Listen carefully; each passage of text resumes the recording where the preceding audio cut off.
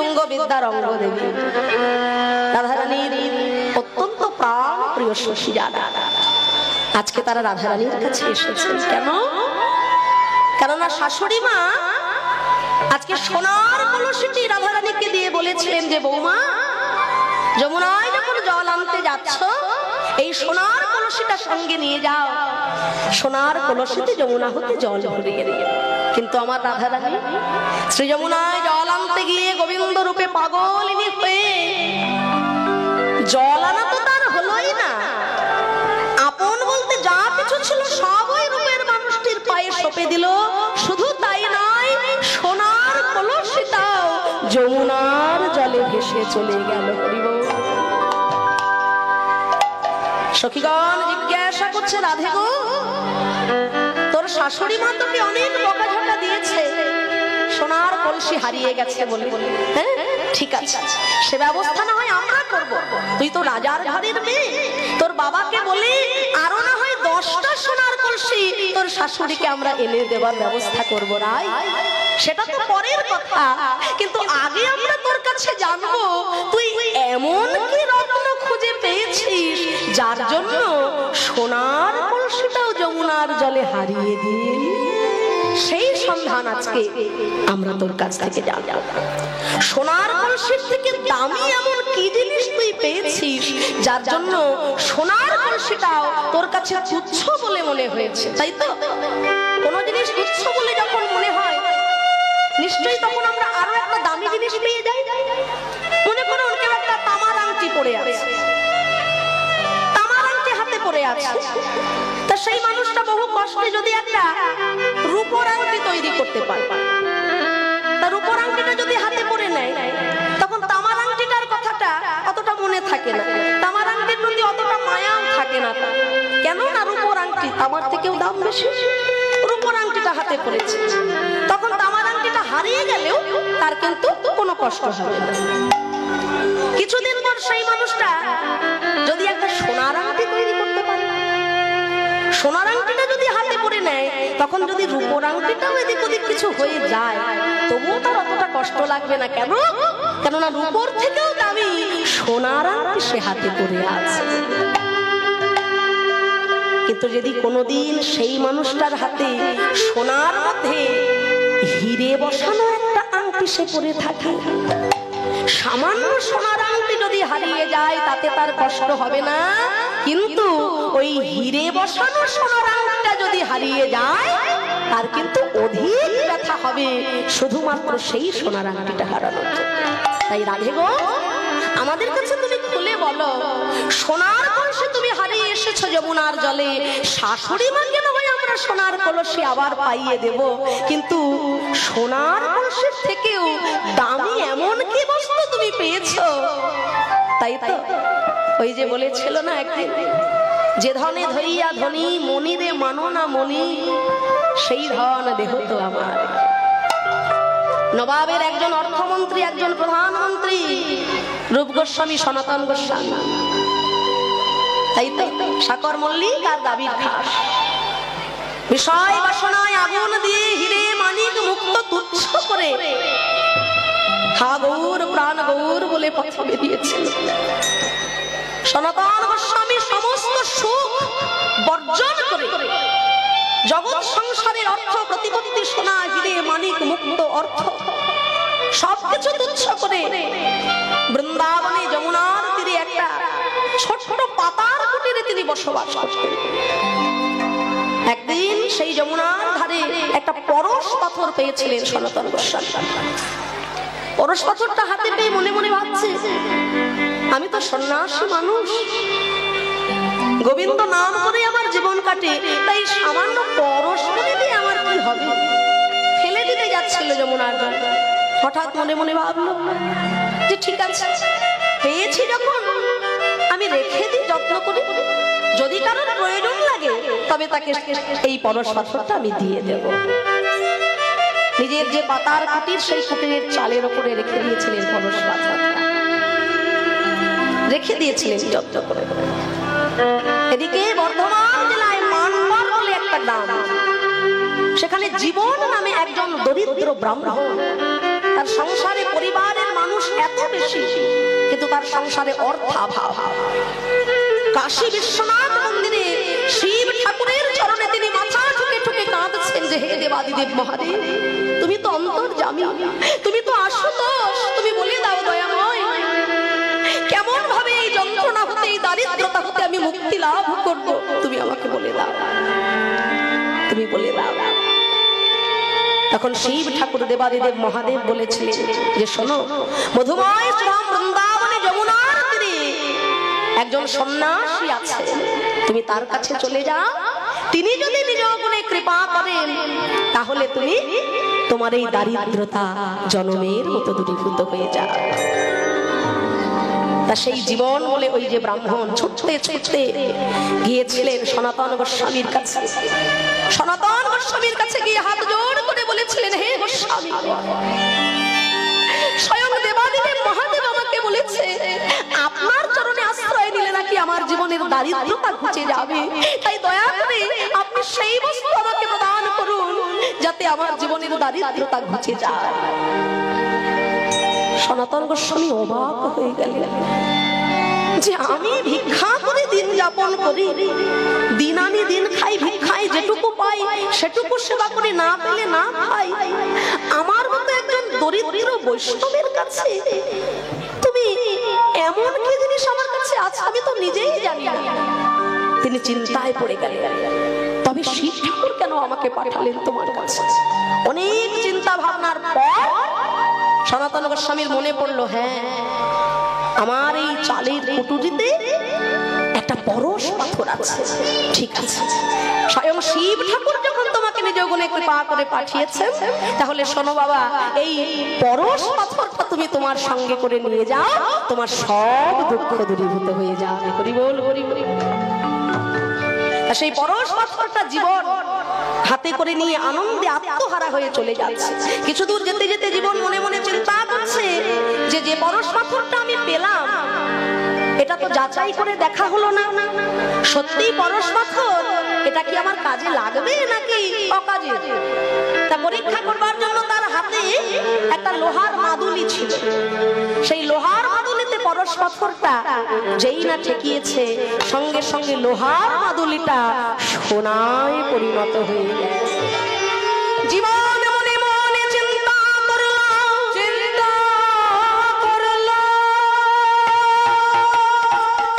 না না এ তো ভুল ধারণা নয়, খবর নয়, এই যে সত্যি পরশ পাথর, পরশ পাথর, যার পরশে আমার লোহা সোনা হয়ে গেল, সোনা হয়ে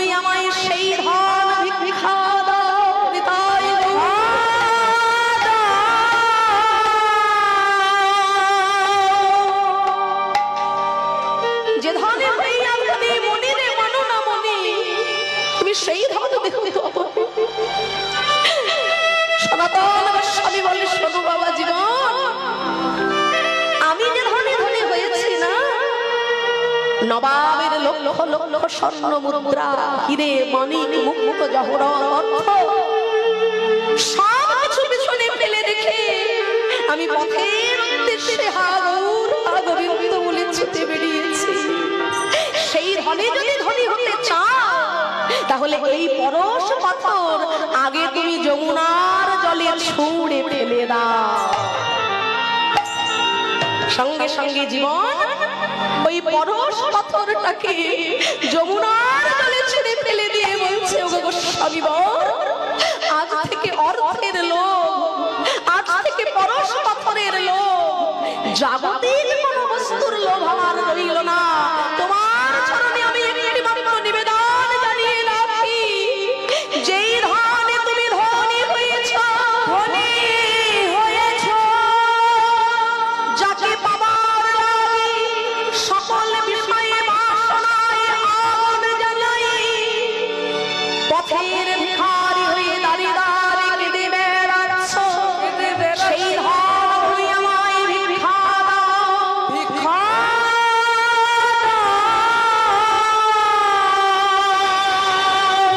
আমায় কৃষ্ণ ভজ শিখাইয়ে দাও, আমায় কৃষ্ণ ভজ শিখাইয়ে দাও না। বলো আমি কোথায় গেলে কৃষ্ণ কৃষ্ণ ভজ শিখাইয়ে দাও, কৃষ্ণ নানা কৃষ্ণ বিনায় আমি রইতে নারী, কোথায় গেলে কৃষ্ণ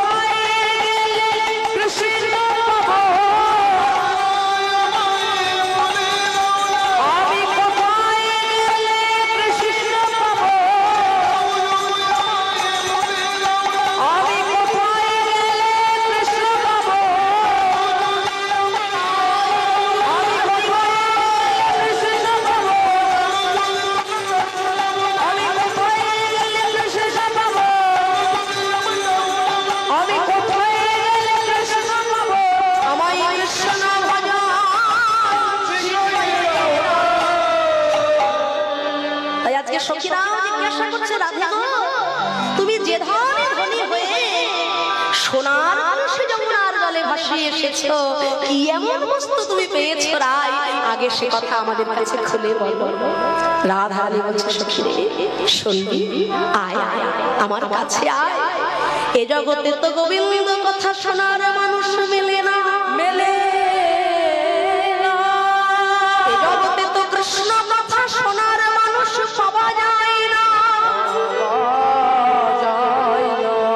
সকলে আমার বিদানে মেতে আছে, সকলে অহংকারের মঞ্চে বসে আছে, আমার কৃষ্ণ কথা গোবিন্দের কথা শোনার মতো মানুষ তো পাওয়া যায় না, পাওয়া যায়।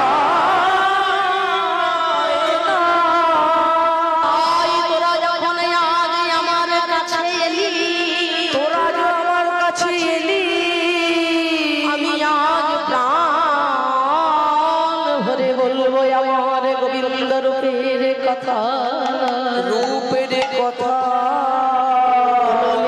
বিশাখা প্রাণ ভরে শুনে, প্রাণ ভরে শুনে আমি যমুনা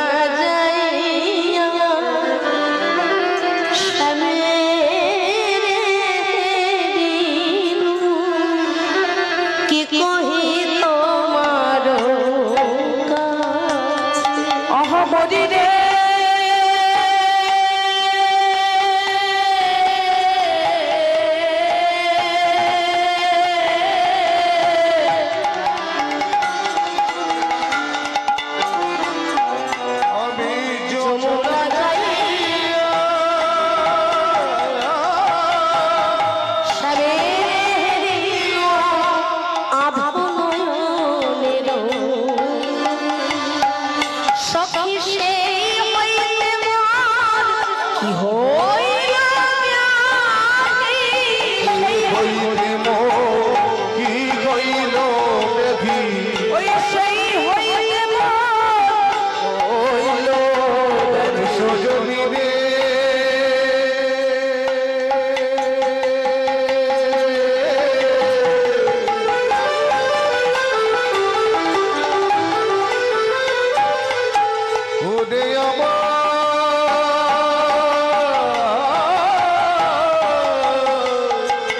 সজনী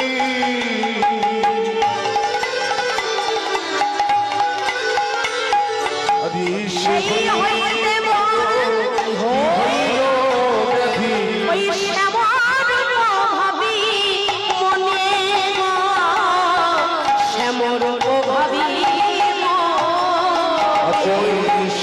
হইতে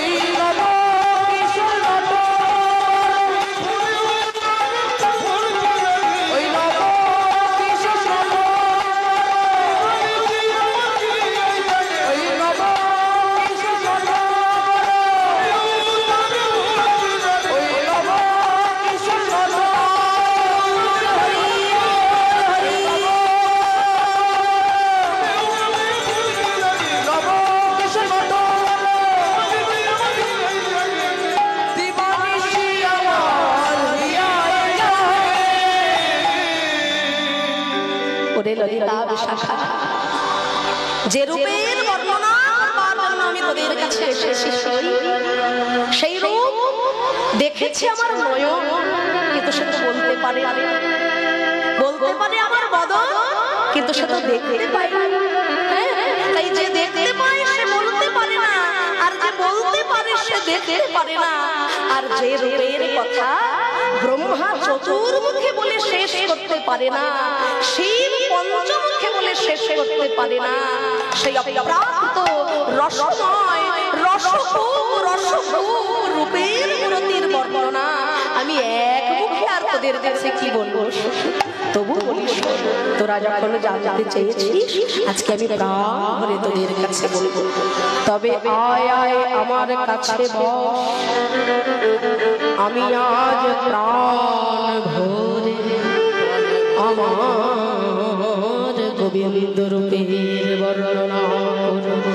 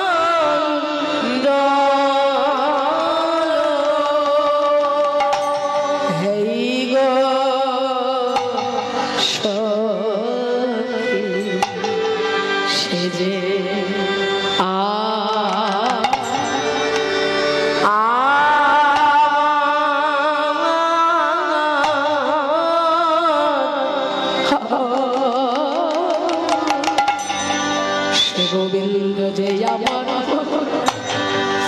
আর কারো নয় আমার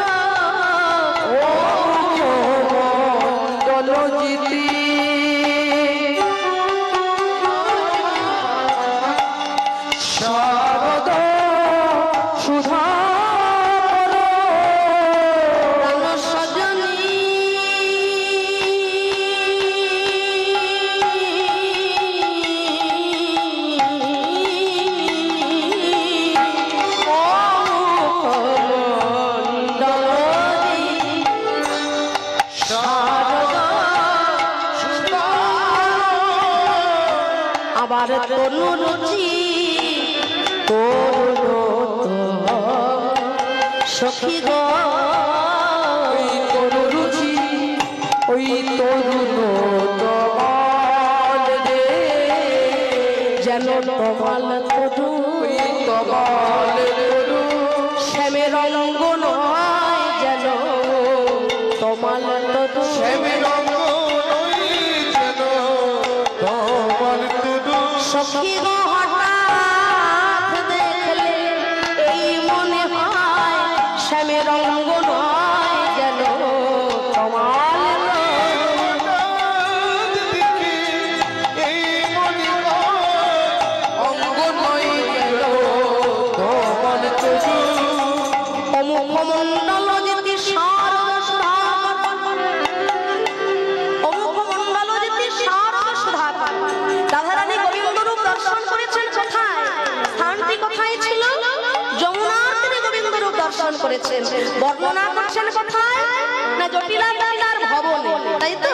তাহলে দর্শন করেছেন যমুনায়, কিন্তু বলছেন অমুক মণ্ডল। যমুনায় দর্শন করে গৃহ মাঝে বর্ণনা করছেন তিনি। তিনি তো বলতে পারতেন সমুখ মণ্ডল, কিন্তু বলছেন না, বললেন অমুখ মণ্ডল। কেন না? এখনো অন্তর মন্দিরে সেই গোবিন্দ রূপ তিনি দর্শন করছেন। দর্শন করে এসেছিলেন তা নয়, এখনো রূপ দর্শন করছেন তিনি। তাই রাধারানী বলছেন ও মুখমণ্ডল জ্যোতি শারদ সুধাকর তনু রুচি তরুণ তমা। এই যে আমরা বলেছিলাম প্রথমে যে আমার শ্রী গোবিন্দের সর্ব অঙ্গে 24.5টি চন্দ্রের উদয়। হ্যাঁ, তাহলে এইবার আমরা জেনে নেব শ্রী গোবিন্দের বদন থেকে চরণ পর্যন্ত 24.5টা চাঁদ কোথায় কোথায় বিরাজ করছে। 24.5টা চাঁদ শ্রী গোবিন্দের বদন থেকে চরণ পর্যন্ত কোথায় কোথায় বিরাজ করছে, আজকে আমরা এই কথার মধ্যে জেনে নেব। তাহলে প্রথমে বলছেন মুখমণ্ডল, শ্রী গোবিন্দের বদন থেকে চরণ পর্যন্ত 24.5টা চাঁদ। মায়েরা একটু ভালো করে মনোযোগ সহকারে আস্বাদন করবেন আর একটু গুনে গুনে দেখে নেবেন যে শ্রী গোবিন্দের সর্বাঙ্গে কোথায় কোথায় 24.5খানা চাঁদের উদয় হয়েছে। তা প্রথমেই বলছে যে শ্রী গোবিন্দ আমার দুটি করে মোহন মুরলী বাদন করছেন। হ্যাঁ, তা সেই দুটি করে 5টি করে 10টি আঙুল আছে। সেই 10টি আঙুলের 10টি নখের মধ্যে 10টি চন্দ্র বিরাজ করছে। হ্যাঁ, কেমন ভাবে? করনখ চাঁদের ঠাক বংশীর উপর করে না, করনখ চাঁদের ঠাক বংশীর উপর করে না, করনখ চাঁদের নাম বংশীর উপর করে না। আহারে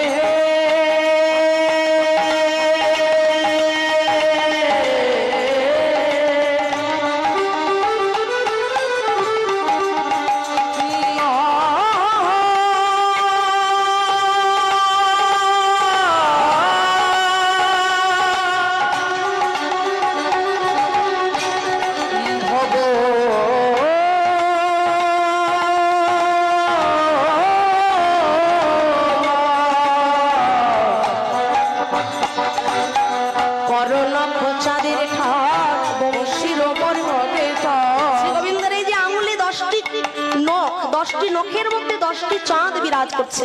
তাই 10টি চাঁদ যখন মনে মনে মনের আনন্দে নৃত্য করছে, তখন কি হচ্ছে না শ্রী গোবিন্দের মোহন মুরলীটি প্রাণ ভরে রাধা রাধা রবে বেজে উঠছে।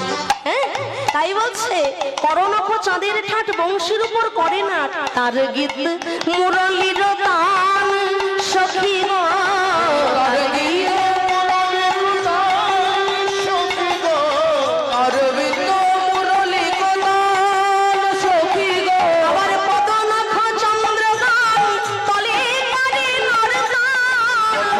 চন্দ্রবান চলে চলে নুপুরের ধ্বনি যারে গান সখী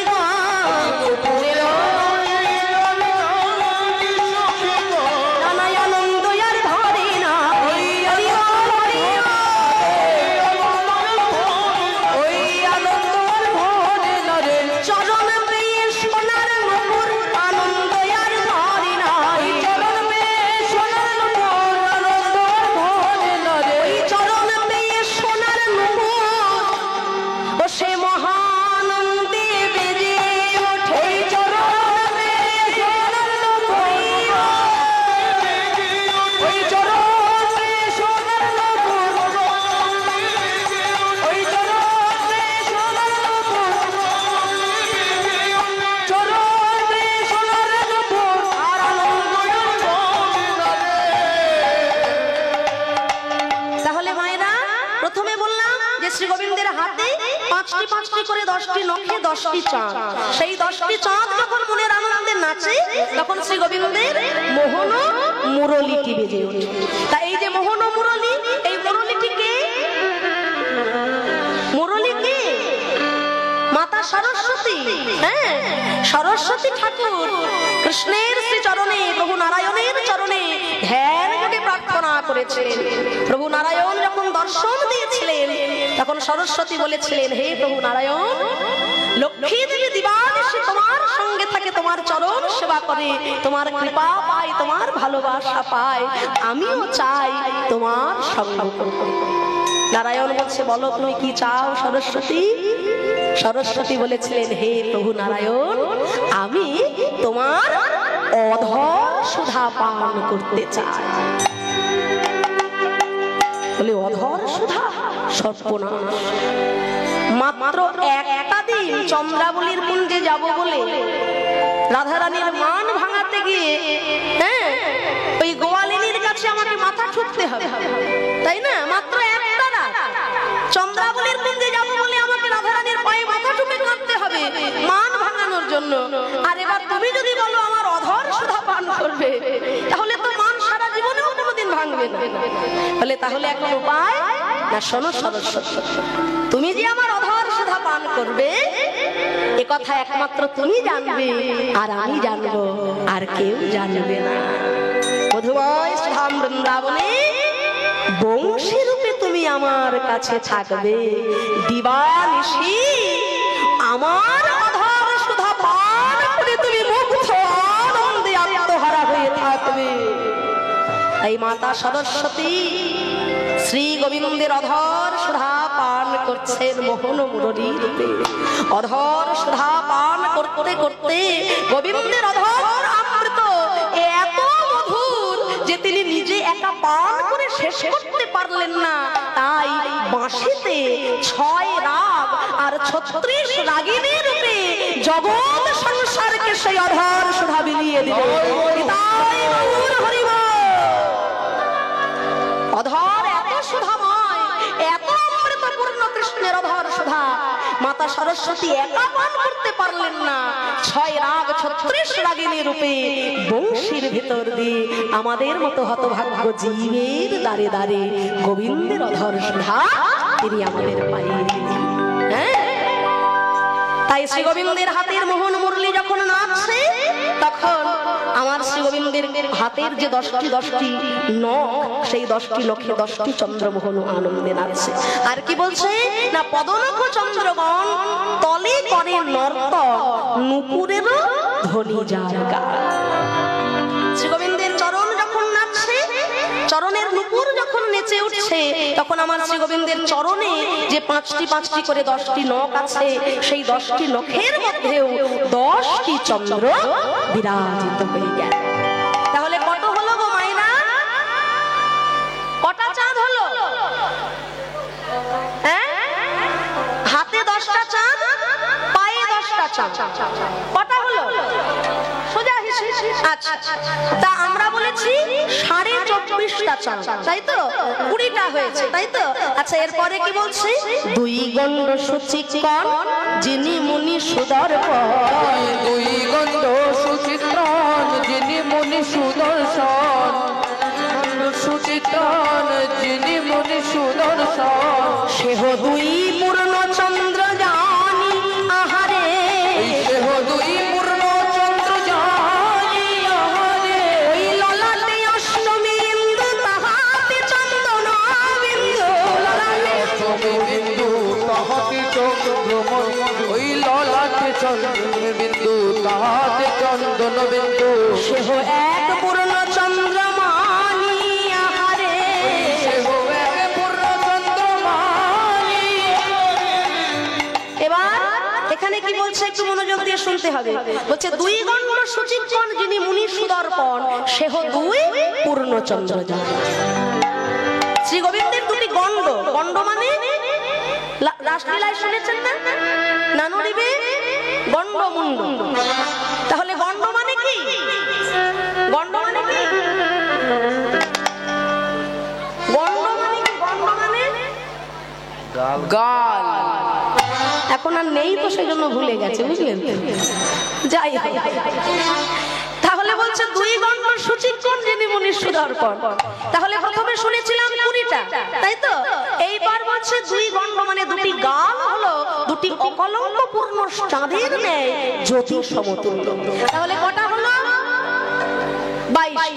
আচ্ছা, তারপর বলছে ললাটে অষ্টমী বিন্দু তাহাতে চন্দন বিন্দু, সেহ 1 পূর্ণ চন্দ্রমা। শ্রী গোবিন্দের সম্পূর্ণ যে বদন, হ্যাঁ, বললো না অমুখ মণ্ডল যদি সারদ সুধা করো, সেই জন্য সম্পূর্ণ যে বদন সেটা হলো একটা অকলঙ্ক পূর্ণ চাঁদের সমান। কটা হলো? 23টা। আচ্ছা, ললাটে অষ্টমী বিন্দু তাহাতে চন্দন বিন্দু, বিন্দু, কৃষ্ণের কপালে যে চন্দনের ফোঁটা, চন্দনের বিন্দু মা যশোমতী পরিয়ে দিয়েছিলেন বড় ভালোবেসে। তা সেই যে চন্দনের ফোঁটা কৃষ্ণের কপালে, সেটাও একটা পূর্ণ চন্দ্রের সমান জ্যোতির্ময় রূপ ধারণ করেছে। কটা হলো? কটা হলো? 24। তাহলে এবার অর্ধচন্দ্র পাই কোথায়? বলেছি 24.5টা। 24.5টা হলো কোথায়? না এই যে আমরা কথাটা শুনলাম, এই কথার মধ্যেই বলা হয়ে গেছে অর্ধচন্দ্র। যারা বোঝার বুঝেছেন, কি বলা হলো? ললাটে অষ্টমী ইন্দুনি, তাই গৌর হরি গৌর। অষ্টমীর চাঁদ কাকে বলে? ওই যে অর্ধ চাঁদ, অষ্টমী ইন্দু যাকে বলা হয়, অর্থাৎ শ্রী গোবিন্দের এই যে কপল দেশ, এই কপালটা হলো অর্ধচন্দ্রের সমান জ্যোতি, তাই গৌর হরি বল। ললাট অষ্টমী ইন্দু, ললাট মানে হচ্ছে কপাল, ললাট অষ্টমীর চাঁদের সমান দেখতে। সেই জন্য শ্রী গোবিন্দের মাথা থেকে পা পর্যন্ত শ্রী গোবিন্দের সর্ব অঙ্গে 24.5টা চন্দ্রের উদয় হয়েছে। তাই বলছে সখীরে, কি বলবো তোদের কাছে সেই রূপের কথা, আমি তো এক মুখে বর্ণনা করে তোদের কাছে শেষ করতে পারবো না সখী। তাই বলিস কি দেখলাম জানিস? অমুখ মণ্ডল জ্যোতি শারদ সুধা করো, তনু রুচি তরুণ তমাল আর চুরে চা।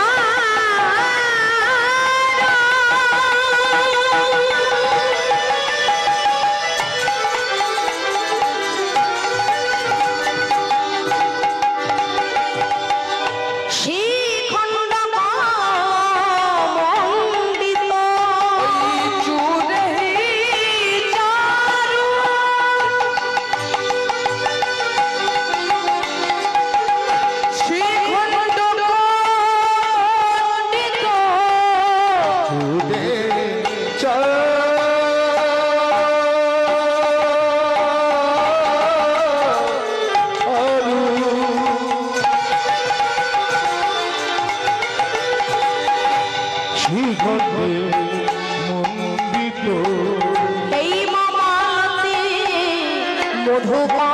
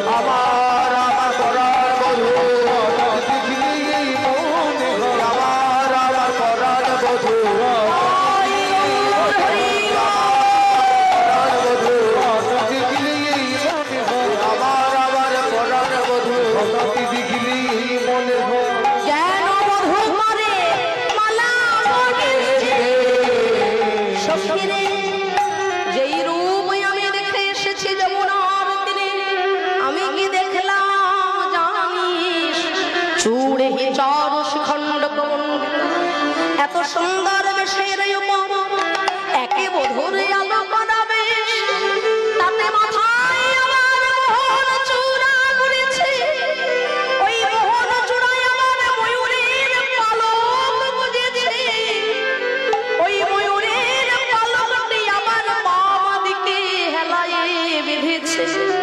দেখে মনে হয় ময়ূরের পালক বারবার যেন ডেকে বলছে রাধে এসো এসো। এই তোমার শ্রী গোবিন্দের বিগ্রহে দর্শন করবেন, আর কিছু থাকবা না থাক, মাথায় কিন্তু ময়ূরের পালক থাকবেই। তা ময়ূরের পালক এলো কোথা থেকে? গোলক বৃন্দাবনে একদিন শ্রী গোবিন্দ আমার বিরজার কুঞ্জে গিয়েছে। তো শ্রীমতী রাধারানী আমার গোবিন্দকে না পেয়ে তিনি ধ্যান যোগে বসলেন। ধ্যান যোগে রাধারানী বুঝতে পারলেন যে প্রাণবধূ তুমি বিরজার কুঞ্জে গিয়েছো। ছুটতে ছুটতে রাধারানী চললেন বিরজার কুঞ্জের দিকে। যেই না শ্রী গোবিন্দ আমার জানতে পারলেন যে রাধারানী আসছেন বিরজার কুঞ্জে, বাবা আর কিছু হোক বা না হোক, যত বড় নেতা মন্ত্রী ব্যারিস্টার হও না কেন, ওই জায়গায় কিন্তু সবাই ভয় পায় নাকি?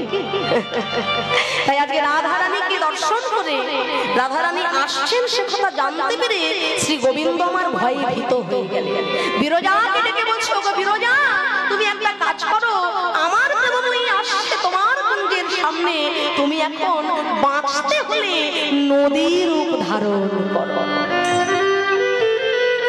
বিরজা তখন নদীর রূপ ধারণ করেছে। হ্যাঁ, আর আমার শ্রী গোবিন্দ রাধারানীর ভয়ে ভীত হয়ে তিনি কি করেছেন না, একটি কালো সাপের রূপ ধারণ করেছে।